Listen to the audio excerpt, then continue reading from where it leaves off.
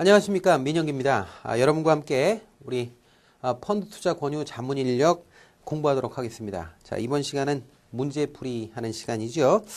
일단 본격적으로 수업하기에 앞서서 여러분께 먼저 제가 담당하고 있는 부분을 먼저 한번 개략적으로 살펴드리도록 하겠습니다. 일단 저는요 1과목에서요 1과목에서 제가 이제 여러분과 함께 문제를 풀어야 될 부분이 펀드 운용하고 펀드 평가입니다. 그래서 펀드 운용 및 평가, 운용 평가 있죠? 이 부분에서 제가 담당하고 있어요. 펀드 운용하고 평가하는 건 이론적인 부분이긴 한데 앞부분에서 배웠던 내용하고 좀 약간 이질적인 내용들이 있습니다. 그래서 여러분들이 좀 주의해서 같이 재밌게 공부하도록 하고요. 자, 그 다음에 곧바로 2과목으로 들어가면 이 과목이 이제 파생상품 펀드잖아요. 근데 이 파생상품 펀드에서 법규를 제외한 나머지는 제가 다 합니다. 법규를 제외하고는 모두 제가 담당해서 파생상품 펀드 영업, 그 다음에 투자, 리스크 관리까지 제가 다 담당하고 있으니까 파생상품 펀드는 여러분들 어떻게 생각할지 모르겠지만 가장 어려워하는 부분이죠. 파생상품이라는 것 자체가 좀 낯선 상품이다 보니까 그런데 저와 함께 이 펀드 관련해가지고 나오는 그 영역들, 파생상품과 관련된 영역들은 본격적인 파생상품을 공부하는 그런 부분들보다 훨씬 난이도가 낮습니다. 그러니까 여러분들이 그걸 주목해가지고 좀 공부하시면 되겠고요. 너무 겁내실 필요는 없습니다. 자, 다음에 이제 3과목이 되는데요. 3과목은 부동산 펀드죠. 부동산 펀드 역시 법규를 제외한 나머지 부동산 펀드 영업, 그 다음에 투자, 그 다음에 리스크에 이르기까지 제가 다 담당하고 있으니까 함께 재밌게 공부하도록 하겠습니다. 자, 그러면 우리 본격적으로 이 교재를 보면서 이야기할 텐데요. 우리 교재는요, 펀드 운용 제7장 펀드 운용 이쪽부터 하겠습니다. 교재 페이지는요 322페이지입니다. 기본 문제부터 하겠습니다. 지금 제가 말씀드리는데요. 먼저 말씀드릴게요. 기본 문제는 한 문제도 빠지지 않고 모두 다 풀어보겠습니다. 그리고 기본 문제가 끝나고 나면 해당 장에요 출제 예상 문제가 있습니다. 근데 출제 예상 문제는 기본 문제와 겹치는 게 거의 대부분입니다. 그러니까 문제가 똑같지는 않지만 기본 문제에서 다룬 주제들이 다뤄집니다. 그래서 다 푸는 거는 사실은 다 풀어드리면 좋죠. 근데 다 푼다고 해서 그게 여러분들한테는 이제 당장 이렇게 입에다가 넣어주는 셈이 돼가지고 여러분들은 편할지 모르겠지만 이게 실력 향상에는 크게 도움은 안 됩니다. 그래서 저는 항상 지론이 뭐냐면 문제를 스스로 풀어봐야 된다 하는 게 제 지론이에요. 그래서 기본 문제에서 우리가 충분히 핵심적인 내용들을 설명을 하고 그 다음에 출제 예상 문제는 중요한 것, 꼭 풀어봐야 되는 것, 대표성 있는 것, 출제 개연성이 높은 것, 그 다음에 조금 외진돼 있어서 출제되면 수험생들이 잘 틀리는 것, 이런 것들을 뽑아서 이래서 제가 수업을 하도록 하겠습니다. 그 중에서 별 3개가 돼 있는 게 있어요. 여러분들이 보시면 뭐 중요도 보시면 별 3개로 표시되어 있는 거 있거든요. 별 3개가 돼 있는 거는 제가 다 풀도록 하겠습니다. 일단 별 3개는 다 풀어보고요. 그 다음에 그 이외의 문제 중에서도 좀 제가 지금 언급했듯이 중요한 것, 출제 개연성 높은 것, 그 다음에 수험생들이 잘 틀린 것, 이런 것들을 골라서 문제를 풀고요. 나머지 문제 안 푸는 거는 여러분들이 풀어보시기 바랍니다. 자, 이렇게 해서 오리엔테이션은 끝내고요. 자, 본격적으로 문제 보도록 하겠습니다. 322페이지 보시죠. 322페이지 오면 1번 문제 보면 이런 문제예요. 다음 중 채권에 대한 설명으로 올바른 것은 이렇게 돼 있죠. 그래서 채권에 대한 개념을 잡는 문제입니다. 이런 문제는 아주 잘 나오는 유형이죠. 자, 1번 보면 원리금 지급 방법에 따라 국채, 지방채, 은행채, 회사채 등으로 분류한다. 조금 이상하죠? 이상하지 않습니까? 그러니까 국채, 지방채, 은행채, 회사채라고 하는 건 이 채권을 누가 발행하느냐. 자, 이 기준에 따라서 분류한 거죠. 그러니까 원리금 지급 방법이 아니라 발행 주체가 누구냐, 누가 발행하느냐에 따라서 나눠놓은 것이다. 이렇게 말씀드리면 되겠죠. 그래서 1번이 틀린 거고요. 2번 발행 주체에 따라 이표채, 할인채, 복리채 등으로 분류한다. 바로 여기서 1번하고 2번이 설명이 뒤바뀌었다는 걸 알 수 있죠. 다시 말씀드려서 원리금 지급 방식에 따라 나누는 것이 이표채, 할인채, 복리채고요. 발행 주체에 따라 나누는 것이 국채, 지방채, 은행채, 회사채입니다. 그래서 설명이 뒤바뀌어 있다라는 걸 알 수 있고요. 세 번째, 채권 발행자와 이자 원금의 상환 조건을 미리 정한. 여기까지 맞네요. 맞는데 지분증권이다 그러면 안 되죠. 지분증권은 주식입니다. 지분증권은 주식이고요. 채권은 주식이 아니지 않습니까? 그래서 지분증권이라고 하면 안 되고요. 채무증권이라고 하든가 부채증권이라고 표현해야 됩니다. 그래서 3번도 틀렸고요. 4번, 이자와 원금의 규모 및 상환 일정이 미리 정해져 있기 때문에 fixed income, 즉 고정적 현금 흐름, 고정 수입, fixed income이라고도 부른다. 맞습니다. 그래서 4번이 답입니다. 자, 핵심 포인트 해설에서 여러분들이 꼭 보셔야 될 내용들 한번 짚고 넘어가 보죠. 일단 채권 수익률에 여러분들 만기 수익률하고요. 그 다음에 내재 이자율이라는 게 있어요. 내재 수익률이라고도 하고요. 근데 요거는 좀 구분을 잘 하셔야 되는데 채권을 이해할 때 우리가 채권 수익률과 채권 가격은 반대로 움직인다 뭐 이런 것들이 굉장히 중요한 이론적 틀인데요. 이때 채권 수익률 또는 채권 이자율, 뭐 시장 이자율 뭐 이런 이야기들이 있죠. 이거하고 만기 수익률은 같은 거거든요. 그래서 만기 수익률은 굉장히 중요한 개념입니다. 만기 수익률은 채권 수익률, 뭐 시중 금리, 시장 금리 뭐 이렇게도 표현할 수 있거든요. 사실은 이제 표현 방식만 다르지 사실은 내용은 같아요. 그래서 요 꼭 이해하시고요. 그 다음에 내재 이자율도 현물 이자율과 더불어서 함께 개념을 정리해 놓으시기 바랍니다. 자, 다음에 이제 채권 수익률 곡선이 있어요. 채권 수익률 곡선도 여러분들이 잘 읽어 놓으시기 바랍니다. 자, 다음 2번 문제 보겠습니다. 자, 2번 문제를 보면 채권의 종류를 분류를 해놨어요. 분류를 해놨는데 이표채하고 할인채, 복리채 이렇게 세 가지를 나눠놨죠. 이게 굉장히 중요한 개념입니다. 그러니까 그 원리금을 어떻게 지급하느냐에 따라서 이렇게 세 가지로 나누는데 물론 이거 말고도 뭐 복단이체도 있고 뭐 거치채도 있고 뭐 여러 가지 있어요. 나누는 건 여러 가지가 있는데 기본적으로 채권을 원리금 지급 방법에 따라 나누는 건 기본이 세 가지입니다. 그래서 이걸 잠깐 기억을 한번 상기해 보시자고요. 만약에 어떤 채권이 뭐 매년 이자를 지급하고 만기가 3년인 채권이 있다고 가정을 해보죠. 그러면 일반적인 채권은 이표채예요. 이표채를 우리가 쿠폰 본드라고 합니다. 쿠폰이란 말은 그냥 이자라는 뜻이에요. 그 다음에 본드는 뭐 채권이니까 이 이표채라고 하는 건데요. 자, 이표채라고 하는 건 그 기간 중에 이자를 이렇게 지급하는 채권을 이표채라고 한다. 그래서 원리금 지급 방법이 정해진 기간에 이자를 지급하고 만기 때는 액면을 지급하는 채권, 이게 바로 이표채죠. 자, 그런데 할인채는 뭐냐? 할인채는 기간 중에 이자를 한 번도 지급하지 않고 만기 때는 액면을 주는 거예요. 만기 때는 액면 금액을 주고 발행 시에는 이자만큼을 미리 덜어내고 팔아먹는 거죠. 쉽게 말해서. 이게 할인채입니다. 할인채는 그래서 액면보다 훨씬 싼 게 일반적입니다. 그래서 이게 할인채가 이런 거고요.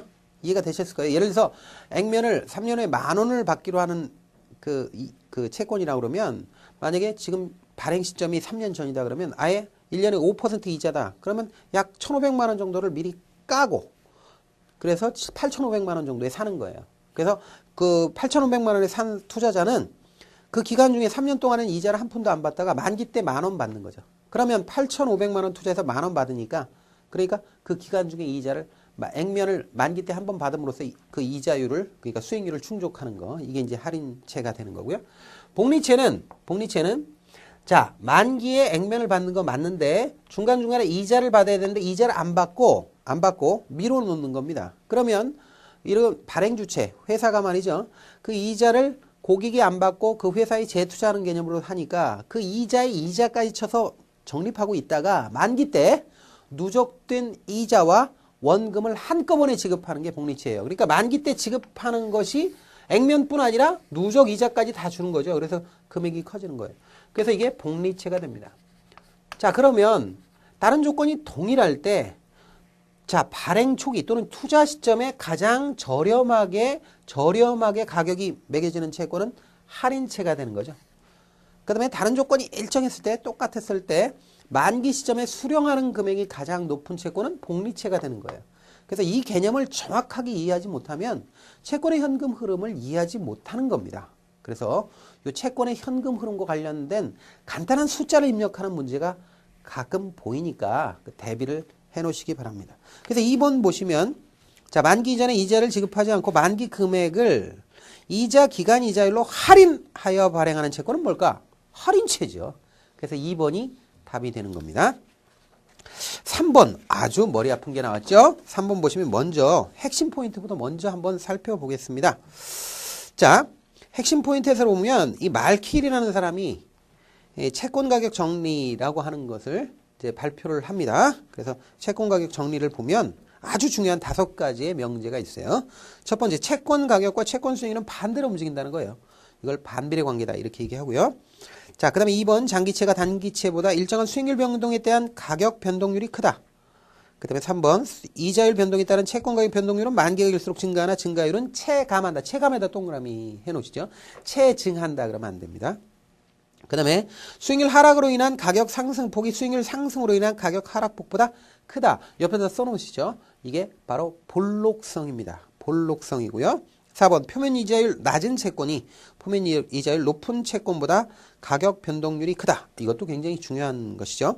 자, 그러면 여기서 3번은 빼고요. 3번은 빼고 2번하고 5번이 바로 듀레이션과 관련되는 얘기예요. 듀레이션.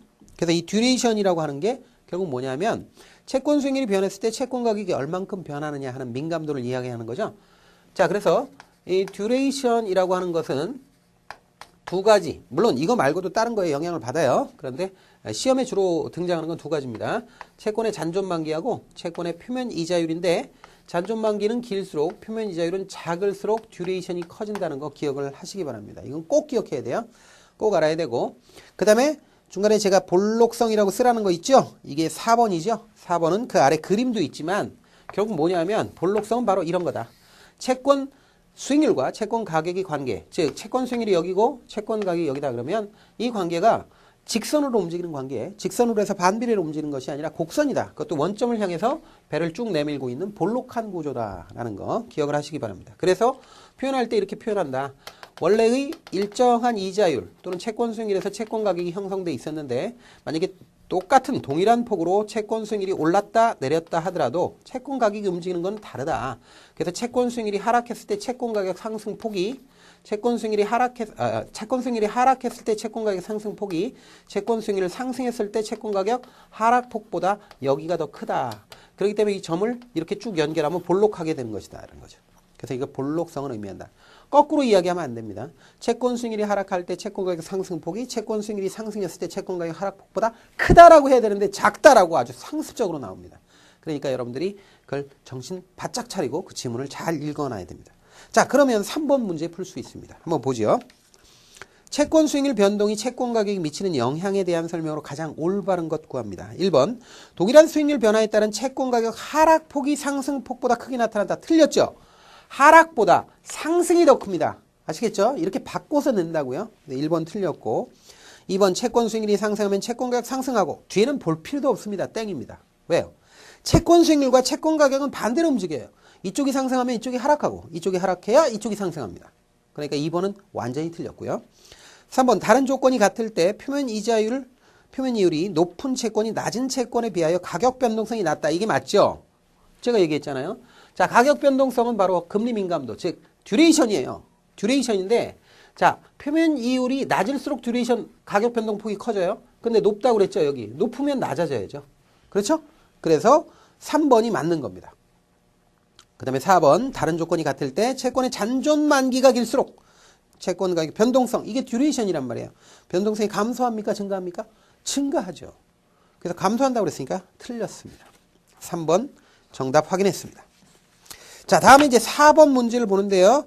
자, 내재 이자율 구하는 문제입니다. 근데 내재 이자율은요, 설명은 여러분들이 보세요. 아래 핵심 포인트 해설에서의 설명은 여러분들이 보시고요. 그 해설 있는데 해설은 교과서적인 해설이고요. 여러분들 이 교과서적인 해설로 공식으로 해서 문제를 푸는 것보다 제가 설명하는 공식으로 그 공식 외워서 푸는 게 훨씬 더 나으니까 공식을 외우세요. 자, IFR 내재선도 이자율, 내재선도 금리는 어떻게 구하느냐면 긴 기간에서 짧은 기간을 빼주고 긴 기간의 이자율 곱하기 긴 기간, 그 다음에 마이너스 짧은 기간 이자율 곱하기 짧은 기간이라는 거 공식을 암기하시기 바랍니다.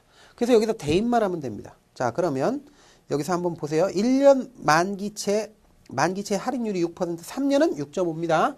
자, 그러면 3년짜리가 긴 기간, 1년짜리가 짧은 기간, 그리고 긴 기간의 이자율이 6.5죠? 6.5% 곱하기 3년.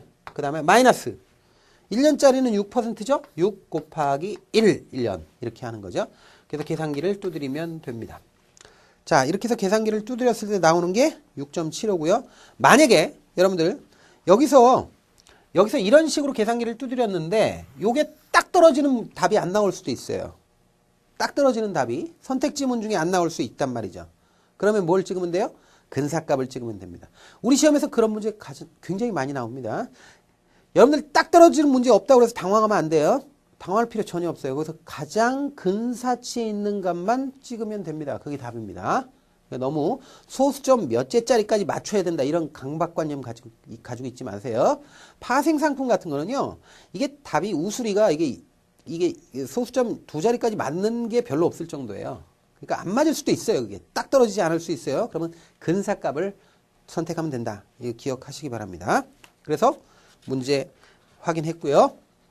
5번 문제 보겠습니다. 자, 5번 문제는 이제 채권 수익률 곡선이다라는 건데, 채권 수익률 곡선이라는 게 뭐예요? 다른 조건은 다 똑같아요. 다 똑같은데 만기만 다른 채권이 있다고 할 때 이게 만기에 따른 수익률의 차이를 그래프에다가 점으로 찍어놓고 그걸 쭉 선으로 연결한 게 수익률 곡선, 일드 커브라는 거죠. 근데 이 수익률 곡선의 성격을 이제 규명하는 거, 이런 게 이제 수익률 곡선을 통해서 규명하죠. 이게 수익률 곡선은 이 수익률의 이자율이라는 것이 기간에 따라 어떻게 달라지는가를 시각적으로 나타난 거예요. 그 이자율의 기간 구조라고 그래요. 그걸 이자율의 기간 구조를 시각적으로 나타난 게 수익률 곡선이다. 이렇게 볼 수 있는 거죠. 성격은 뭐 한번 읽어보시면 되겠고요. 한번 보겠습니다. 5번. 다음 중 채권 수익률 곡선에 대한 설명으로 잘못된 것을 고릅니다. 1번 신용 위험이 동일한 채권의 잔존 만기 차이에 따른 이자율 관계를 나타내는 시장 지표다. 뭐 맞는 얘기죠. 2번 만기의 차이에 따른 이자율 구조를 통칭하여 이자율 기간 구조 이렇게 얘기합니다. 3번 채권의 가격 정보를 효율적으로 제공해주는 역할을 하는 것도 맞죠. 자, 그 다음에 이제 숄더 효과, 뭐 이 숄더 이펙트라고 그러죠. 이건 단기체 효과라고 여기 얘기하고 있고요. 그 다음에 롤링 효과는 이제 5년 이상이니까 장기체 효과 뭐 이렇게 얘기하는데 이 활용 전략들은 우하향하는 수익률 곡선을 활용한 대표적인 채권 운용 전략이다. 이건 뒤에 나오겠지만 우리 채권 투자 전략에 나오는 건데 적극적 전략 중에 하나죠. 수익률 곡선 타기 전략이라고 하는 건데 수익률 곡선 타기 전략은 물론 장기체 효과, 단기체 효과, 그래서 롤링 효과, 숄더 효과가 나와요. 근데 이런 수익률 곡선 타기 전략의 의미가 있으려면 수익률 곡선이 어떤 모습이래야 되죠? 우상향이래야 됩니다. 우하향이면 망합니다.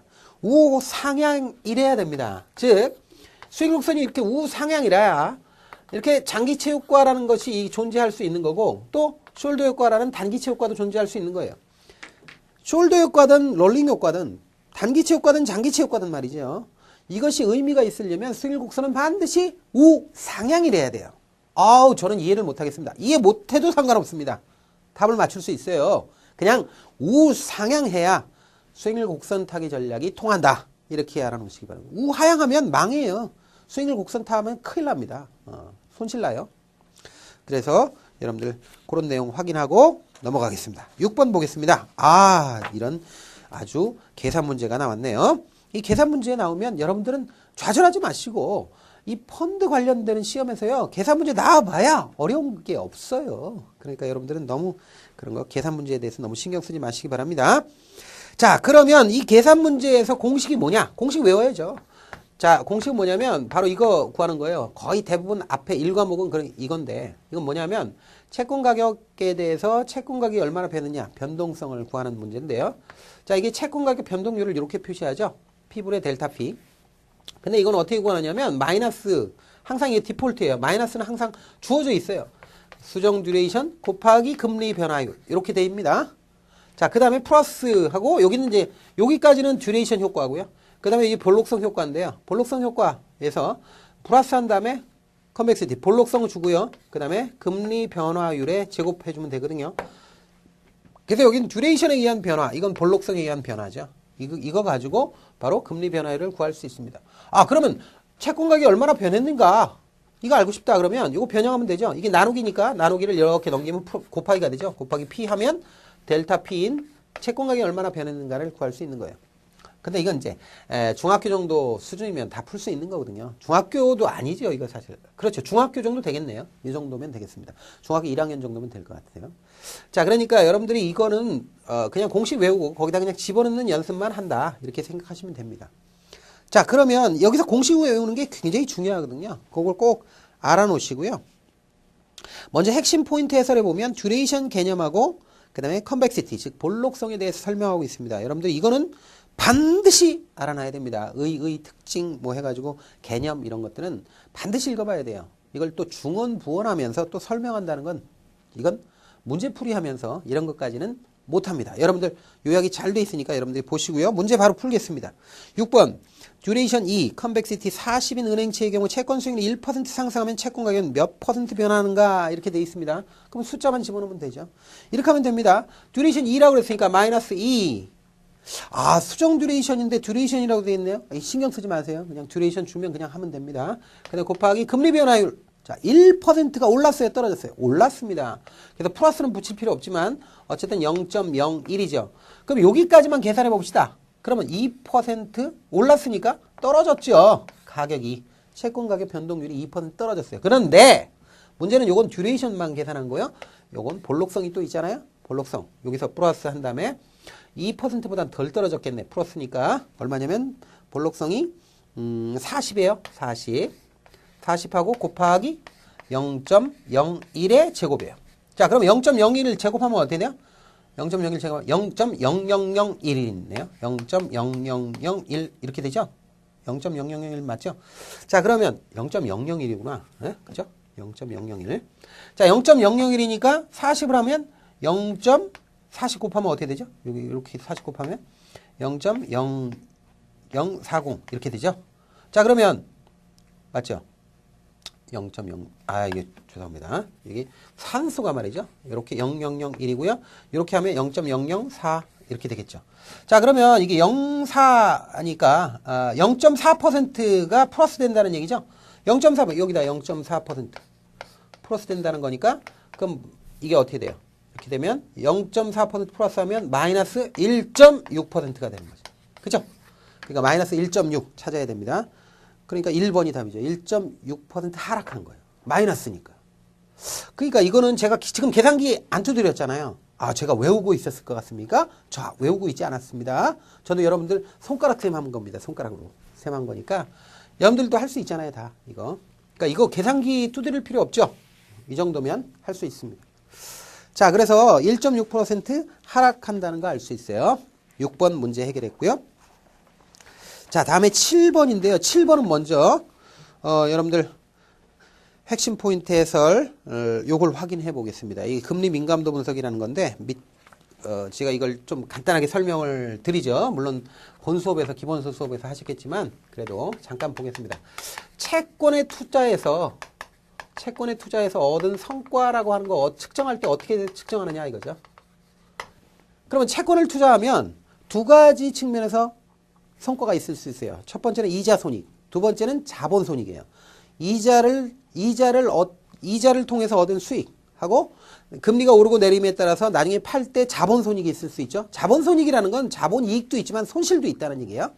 자, 그러면 이자 수익은 첫 번째 이자로 얻은 수익은 어떻게 계산하냐? 이자 수익은 그냥 처음에 매입할 때 이자율이 있을 거 아니에요. 매입시 금리죠. 매입 금리. 매입시의 금리죠. 그 다음에 두 번째 자본 손익은 어떻게 계산하냐 이거. 자본 손익. 자본 손익은 거기 나오는데 이거 딸딸 외워야 됩니다. 그러니까 이자 수익은 지금 매입 금리죠. 연율로 물론 해야 돼요. 근데 자본 손익은 결국 그동안의 금리가 얼마나 변동했느냐 이게 중요하죠. 금리가 떨어졌으면 이익을 봤을 테죠. 금리가 떨어지면 채권 가격이 올라가니까. 금리가 올라가면 채권 가격이 떨어졌으니까 손실을 봤을 거 아니에요. 그래서 항상 이자하고 반대로 움직이기 때문에 자본 손익은 항상 마이너스가 붙어야 돼요. 디폴트 값이. 그 다음에 매도 시의 듀레이션 곱하기 금리 변화율 곱하기 이걸 연 단위로 바꿔야 돼. 연율화 이렇게 세 가지 공식 외우시기 바랍니다. 자, 이자 이거 앞에 거는 되게 쉬워요. 그런데 밑에 게 약간 외워야 될 거니까 한번 보시기 바랍니다. 자, 그러면 자 7번 문제 보겠습니다. 채권 투자 성과를 이자 수익과 자본 손익으로 구분하여 측정하고자 한다. 2년 만기 은행채를 6%에 매입했어요. 매입 금리가 6%죠. 그러면 1년간 보유했어요. 그 다음에 5.5%로 매도할 때의 투자 수익률을 계산한 것은 단 매도 시의 듀레이션은 2로 가정한다. 2로 가정한다 그랬죠? 자, 그런데 지금 6%에 매입해서 5.5%가 됐어요. 그럼 금리가 떨어졌잖아요. 금리가 떨어졌으면 분명히 이익이 발생했어요. 팔 때 이익이 발생했어요. 일단 첫 번째 이자 수익은 계산하기 쉽습니다. 이자 수익은 첫 번째 매입 금리가 얼마라고 했어요? 6%라고 했잖아요. 6% 일단 나왔고요. 2번 1년 보유했다가 팔았다고 그랬잖아요. 1년 보유했다가 팔았으니까 그동안의 자본 손익은 얼마가 되느냐. 일단 금리가 떨어졌기 때문에 손실은 아니에요. 이익이니까. 이익 어느 정도 이익인지 한번 보겠습니다. 일단 매도시 듀레이션이 얼마예요? 듀레이션 구해야 되니까. 매도시 듀레이션 2로 가정했죠? 마이너스 2 곱하기 금리는 어떻게 움직였어요? 금리가 떨어졌죠? 마이너스 0.5. 그렇죠? 6%에서 5.5로 떨어졌잖아요. 그럼 이것만 계산해도 얼마예요? 마이너스 2 곱하기 마이너스 0.5니까. 마이너스 1이죠. 아, 그러니까 플러스 1이죠, 참. 마이너스 곱하면 플러스니까. 1% 일단 오른 거예요. 그런데 그걸 연율화 해야 돼요. 연율화 해야 되는데 연율화는 할 필요가 없어요. 왜? 얘는 뭐냐면 1년 보유했다가 팔아먹는 거니까 그러니까 하나마나 뭐 1이죠. 그럼 여기서 1%잖아요. 이게 1%잖아요. 그러니까 6%하고 1% 더하면 얼마가 돼요? 7%가 되는 거죠. 아시겠죠? 요렇게 해서 답을 구해낸다. 쉽습니다. 어렵지 않아요, 이런 거. 8번 보겠습니다. 8번은요, 채권 투자 위험과 관련되는 내용이거든요. 핵심 포인트 그냥 보세요. 보시면 되고요. 이런 거는 뭐 길게 할 필요 없습니다. 자, 8번. 다음 중 채권 투자 위험과 가장 거리가 먼 것인데요. 뭐 볼 필요도 없이 4번이에요. 채권에서 풋 위험이라는 건 없습니다. 물론 콜 위험은 있습니다. 그러나 풋 위험은 없습니다. 왜냐? 풋이라고 하는 건 채권에도 풋이라는 게 있어요. 풋 옵션부 채권 이런 것도 있고요. 근데 풋은요, 투자자에게 유리한 거예요. 우리가 일반적으로 유리한 걸 위험이라고 하진 않죠. 그러니까 채권 투자자가 가지고 있는 권리예요, 풋은. 근데 풋은 투자자한테 좋은 거란 말이에요. 좋은 걸 보면서 위험하네 이렇게 얘기는 안 한다고요. 그래서 풋은 위험이 아닙니다. 그래서 풋 위험이라는 것 자체가 없습니다. 그런 게 없으니까 4번이 답이고요. 나머지 위험은 여러분들이 핵심 포인트에서 확인하시기 바랍니다. 자, 다음에 이제 금리 예측과 관련되는 문제가 9번 문제입니다. 근데 핵심 포인트 해설에서 경제 변수와 금리와의 관계가 있는데 이건 쭉 한 번씩 여러분들이 읽어보시는 정도는 하셔야 됩니다. 무조건. 자, 일단 9번 문제 보겠습니다. 이걸 일일이 다 확인할 수는 없고요. 자, 9번. 금리 예측에 관한 기술로 잘못된 것을 고릅니다. 1번. 채권 수요가 채권 공급보다 많으면 채권 가격은 떨어진다. 여러분들 이게 말이 된다고 보십니까? 수요가 공급보다 많은데 어떻게 가격이 떨어집니까? 수요가 공급보다 많으면 가격이 오르죠. 그래서 이건 1번은 뭐 얼토당토 않는 지문이에요. 그래서 답입니다. 자, 나머지 지문을 한번 보죠. 2번 소비자 물가가 상승하면 물가가 오르나요? 그러면 소비자들의 구매력이 감소한다는 건 당연한 거 아닙니까? 물가가 오르면 아무래도 소득이 늘어나지 않는데 다른 조건이 일정한데 물가가 올랐어. 물가가 오르면 그 똑같은 돈으로도 살 물건들이 줄어드는 거 아니에요. 그러니까 구매력이 당연히 떨어지죠. 3번 환율 상승은 금리 상승 요인이 될 수 있습니다. 이건 논란이 좀 있는데요. 우리 교과서에서는 이게 일방적으로 얘기해놨어요. 근데 환율이 상승했을 때 금리가 무조건 상승할 수 있느냐? 그렇게 될 수 없다. 이게 논란이 있을 수 있어요. 학자들 사이에. 그러나 우리는 그 논란, 뭐 논쟁이나 뭐 이런 거를 얘기하는 게 아니라 우리 교과서대로 해야 되죠. 그래서 될 수 있다는 겁니다. 그래서 3번 맞는 거고. 4번 정책금리가 인상되면 채권금리도 상승하겠지 당연히. 정책금리는 뭐 기준금리, 정책금리 이게 다양하게 표현하지만 우리는 조금 모호하긴 한데 우리가 이제 목표치로 우리 금리 목표치는 콜금리로 잡고 있고 그다음 한국은행에서 실제로 작업하는 정책금리는 RP금리거든요.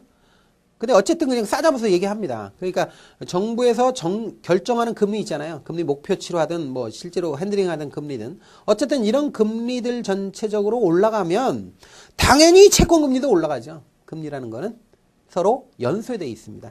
그래서 4번도 맞았습니다. 1번이 답입니다.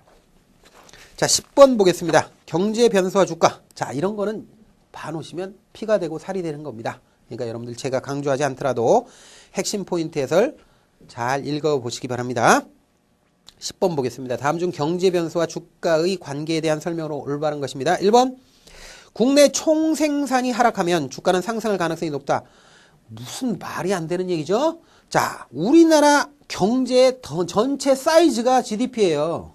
우리나라 경제의 전체 크기가 GDP인데 GDP가 쪼그라들어서 하락했는데요. 근데 어떻게 주가가 올라갑니까? 대한민국 경제의 사이즈가 주는데 주가가 올라간다는 건 말이 안 되죠. 그래서 1번 틀렸고요. 2번 이자율 또는 할인율이 하락하면 주가도 하락할 가능성이 높다. 아니죠. 이자율이나 금리, 그러니까 금리가 되게 할인율로 쓰이잖아요. 그러니까 금리가 떨어지면 주가가 올라가죠. 그러니까 주가 경기 부양하고 주가를 올리기 위해서 금리를 떨어뜨리는 거 아니에요, 일부러. 그래서 금리가 떨어지게 되면 주가는 되게 반대로 움직여요. 주가는 상승한다. 그런 얘기입니다. 자, 3번 물가가 상승하면 주가는 하락할 가능성이 높다는데 3번은 맞죠? 맞습니다. 물가가 되게 상승하는데 이렇게 대충 얘기하면 사실 안 되긴 안 돼요. 근데 우리 교과서에 그렇게 기술돼 있으니까 그런 건데 되게 물가가 약간씩만 올라가서 합리적인 수준으로 올라간다 그러면 주가도 긍정적이에요. 근데 여기서 말하는 물가는 되게 물가가 부정적인 의미로 쓰이죠. 그래서 물가가 급작스럽게 올라간다 그러면 아무래도 그 나라 경제에 문제가 있는 거잖아요. 주가가 부정적이죠. 하락할 수 있다는 거예요. 3번 맞는 겁니다. 4번 환율 하락은 수출 기업의 주가에 긍정적인 영향을 미친다. 아니죠. 환율이 하락하면 수출 기업은 아무래도 부정적인 영향을 받죠. 그러니까 열심히 수출해가지고 달러 벌어들였는데 달러 가치가 떨어졌다. 그러면 수출에 부정적이지 어떻게 긍정적입니까? 그래서 4번도 틀렸죠. 3번이 답입니다. 11번 보겠습니다. 11번 다음은 포터, 마이클 포터죠. 포터의 산업 경쟁 강도를 결정짓는 구조적 요인에 대한 설명으로 옳은 것인데요. 이게 이제 우리 교재에서 그렇게 큰 비중을 차지하지는 않아요. 핵심 포인트 해설 아래쪽에 있는 내용 있죠. 그 두 가지가 있어요. 산업의 경쟁 구조 분석 또는 경쟁 강도 하고 그 다음에 제품의 수명주기라는 게 있습니다. 이걸 PLC라고 하는데 버논이라는 사람 학자가 굉장히 유명하죠. 이걸로. 근데 이 두 가지는 그냥 이 정도 요약되어 있는 거 보시고 그냥 넘어가시면 되겠습니다. 그럼 11번 보겠습니다. 다음 중 포토의 산업 경쟁 강도를 결정짓는 구조적 요인에 대한 설명으로 옳은 것인데요. 1번. 자, 그 기존 업체 입장이에요. 첫 번째, 진입장벽은 낮을수록 좋다. 아니죠. 높을수록 좋죠. 그 기존 업체 입장에서는. 1번 틀렸고요. 2번, 대체 가능성은 낮을수록 좋다. 이게 맞죠? 대체하기가 어려운 거. 대체하기가 어려운 게 좋은 거죠. 그러니까 2번이 맞는 거고 3번 기존 경쟁 업체 간의 경쟁 치열도는 높을수록 유리하다. 경쟁이 그렇게 치열한 게 뭐가 좋습니까? 기존 업체 입장에서 안 좋은 거죠. 4번 구매자 및 공급자 입장에서 교섭력은 뭐야? 높은 교섭력이 좋아요? 낮은 교섭력이 좋아요? 높은 교섭력이 있어야 좋죠. 그러니까 칼자루를 자기가 쥐고 있어야 좋다는 거예요. 낮은 교섭력은 말이 안 되죠. 자, 그래서 2번이 답이 되는 겁니다. 자, 12번 보겠습니다. 12번은 이제 기업 가치 분석과 관련돼서 몇 가지 이제 그 기업 가치를 분석하는 방법을 분류한 겁니다. 그래서 첫 번째가 수익 가치에 근거한 보통주 평가 방법이라는 게 있고 자산 가치에 근거한 보통주 평가 방법, 주가 배수를 이용하는 방법 뭐 여러 가지가 있습니다. 여러 가지가 있는데 그거는 이제 분류하는 거 여러분들이 한번 보시고요. 12번 보겠습니다. 다음에 알맞는 기업 가치 분석 방법. 그래서 뭐 PBR, PSR, EV/EBITDA 이거 전부 다 주가 배수를 활용한 상대 가치 평가 방법이라고 할 수 있는 거죠. 그래서 1번이 답입니다. 나머지는 뭐 밑에 있는 거 한번 보세요. 13번 보겠습니다. 다음 내용을 근거로 당해 기업의 주가 수익 비율은 퍼저 price to earning ratio입니다. 이것을 산출하라 이런 건데 주가 수익 비율을 어떻게 산출합니까? 여러분들 이건 머릿속에 정말 이건 꼭 알아야 돼요. price to earning ratio입니다. 자, 요거는 어떻게 구하죠? 자, 단기 순이익, 그러니까 주당 순이익, EPS라고 하죠. earning per share. 주당 순이익분의 주가입니다. 그래서 주당 순이익이 얼마인지를 계산하면 되는데요. 주당 순이익은 지금 현재 단기 순이익 50억 원에 대해서 발행 주식수로 이걸 쪼개 놓은 거죠. 그러니까 50억 원 나누기 1000만 주예요. 그러면 나눠 놓으면 이게 얼마가 되죠? 50억을 1000만으로 나누면 500원이죠, 500원. 그래서 여기 500원 들어가고요. 자, 그다음에 현재 주가는 얼마입니까? 2만 원이잖아요. 간단하잖아요. 2만 원. 자, 이렇게 해서 가격 구하면 되는데 이게 얼마가 돼요? 502만 원. 그러니까 40배네요. 그죠? 5, 4, 20이니까. 그래서 40이 답입니다. 자, 나머지 주가 배수를 활용한 상대가치 평가 방법 여러분들이 쭉 한번 보시기 바랍니다. 자, 다음에 14번을 보겠습니다. 기술적 분석과 관련되는 거죠. 근데 우리 교재에서 기술적 분석 굉장히 작게 해놨어요. 몇 가지 사례만 그냥 그 분류 정도만 해놨습니다. 그래서 여러분들이 그냥 크게 부담 갖지 말고 하셔도 될 것 같고요. 14번 문제 보겠습니다. 다음 중 기술적 분석에 관한 설명으로 잘못된 것입니다. 1번 기술적 분석의 관심은 주식의 내재 가치를 파악하는 것이다. 이거 땡이죠. 틀렸습니다. 내재 가치를 파악하는 게 아니고 기술적 분석은 이건 뭐냐면 마켓 타이밍, 즉 뭐 매매 시점 포착이나 이런 거에 관심이 있는 거죠. 내재 가치를 파악하는 데 관심이 있는 것은 기술적 분석이 아니고 기본적 분석입니다. 그래서 1번이 틀린 거고요. 2번 주가 흐름 또는 거래량 등을 도표화한다. 이 도표가 이제 차트죠. 차트로 만들어서 패턴이나 추세를 알아내는 것 맞죠. 3번 패턴을 이용하여 주가 변동을 예측하고요. 4번 주식의 선택은 물론 매매 시기, 즉 마켓 타이밍을 판단한다. 그런 기법이에요. 맞습니다. 하단에 핵심 포인트 해설에 이제 개요 있죠? 꼭 읽어보셔야 됩니다. 핵심 포인트 해설은 여러분 제가 말씀을 안 드려도 다 읽어봐야 됩니다. 무조건 여러분들이 그건 숙지를 해야 된다는 사실 알아놓으세요. 15번 보겠습니다. 자, 15번. 다음 중 추세 반전을 미리 예상하여 최고점에서 매도하고, 그러니까 비쌀 때 매도하고 최저점, 쌀 때 매수 포인트를 잡아 나가는 전략. 즉, 주가가 오를 때는 팔고 떨어질 때는 산다는 거 아니에요. 그럼 추세하고 같이 움직입니까? 추세하고 반대로 움직입니까? 추세하고 반대로 움직이는 거죠. 주가가 오르면 팔고 주가가 떨어지면 사는 거니까 반대로 청개구리 투자 아니에요. 그죠? 그러니까 이걸 역추세 순응 전략이다. 이렇게 얘기합니다. 아주 간단한 거예요. 사실은 역추세 순응 전략은 개념은 간단한 거예요. 청개구리처럼 한다. 주가가 오르면 판다. 주가가 떨어지면 산다. 그러니까 주가가 올라서 어느 정도 시점 되면 너무 올랐다 생각할 때 팔아라. 주가가 떨어져서 바닥이다 생각하면 사람들이 비관적이더라도 아 이거는 이제 앞으로 올라갈 거야 그러면서 사는 거죠. 이게 청개구리 투자법 역추세 순응 전략이다. 2번이 답입니다. 나머지 보시면 되겠고요. 16번 보겠습니다. 자, 16번은요. 펀드 운용과 관련되는 단계에 대한 내용이고요. 계획 단계에서 우리가 이제 보통 자산 배분과 관련된 내용을 이제 계획에서 다루는데 자산 배분에 관한 그 법칙은요. 일종의 이론은 요건 이제 전략적 자산 배분이라는 게 있고 전술적 자산 배분이라는 게 있잖아요. 그다음 이제 포트폴리오 보험 전략이라는 것까지 있어요. 그래서 요 계획 단계가 가장 중요하다 이렇게 볼 수 있고요.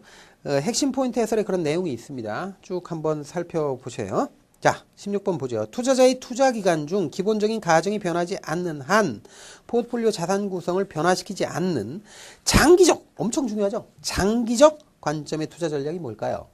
SAA입니다. 그래서 Strategic Asset Allocation 이렇게 해서 전략적 자산 배분이다 라는 거 알아놓으시기 바랍니다. 여기서 핵심 키워드가 장기적이다. 그 다음에 끝까지 변화시키지 않는다. 뭐 애초의 계획을 변화시키지 않는다. 이런 것들이 핵심어가 되는 겁니다. 그래서 1번이 답이 되는 거고 나머지 핵심 포인트 꼭 보시기 바랍니다. 자, 17번부터 이제 운용 전략 또는 투자 전략이 됩니다. 여기서 잠깐 끊고 17번부터는 다음 시간에 보도록 하겠습니다. 감사합니다.